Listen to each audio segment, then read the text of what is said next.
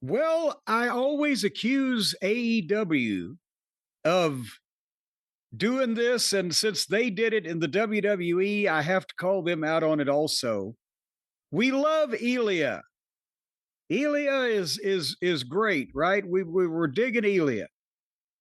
So Ilya comes to the ring for a U.S. title match, his open challenge, and they're going to give it to this Nathan Frazer character with his masked partner Axiom.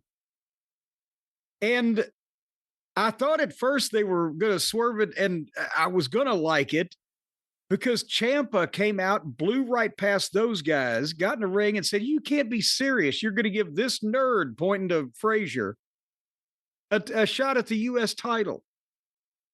And I'm like, okay, Ciampa and Gargano are heels now in this universe somewhere. And I'm like, okay, I love to see Ciampa and Ilya. Let's do this because Frazier does look like a random UPS driver. But then, no, Frazier bowed up at Ciampa and Ilya interrupted.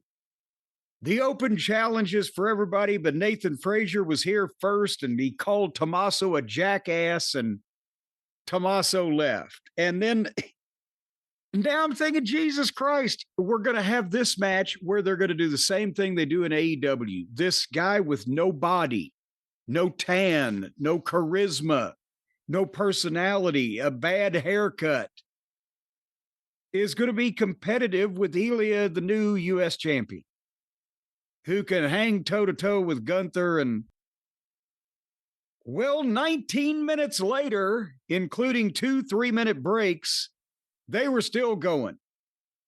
And, boy, they were having a barn burner with this oil salesman, whatever the fuck he is. And then, again, another thing, nobody's learning from Ibushi and Alexander. They go to do a deal where Nathan Frazier is going to the top leg. He's going to moonsault off backwards. And Ilya is supposed to grab him and German him off.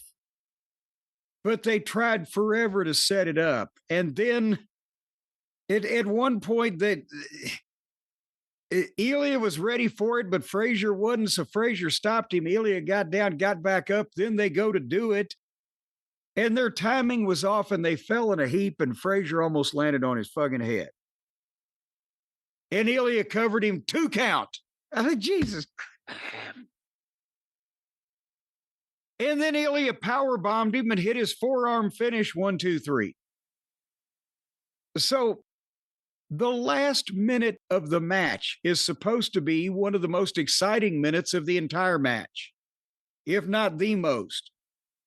And all these guys are doing something where they have to be almost stationary for a minute or longer to set up one bump for a 3-second pop, and it's not even the finish. And then Ciampa came out and leveled Frazier, and here came Gargano, and Axiom got involved, and they all fought to the back. But, Rod, do you see what I mean about? They're trying to... They spend a minute trying to set up 3 seconds of pop instead of tearing the house down for a minute and getting a pop. Yeah, I mean, I think the bigger issue is just you're trying to establish Ilya. You brought up the Gunther matches, great matches. We loved them. I don't presume that the majority of the SmackDown audience saw those matches. You're still establishing him. He just won the belt. My gut would tell me don't put him in a long competitive match with one half of one of the tag teams on the card. That would just be your gut. Long competitive match. I mean, just why? How does that help anyone? If you look at the other options against it, have him win quickly over someone. Have him win decisively in 10 minutes, but we go WWE pace. Whatever you want to say. Every other option's better. Get anybody else on the roster that can do a job for him that is not a wet dish rag. And Frazier does moves, but look at the state of him.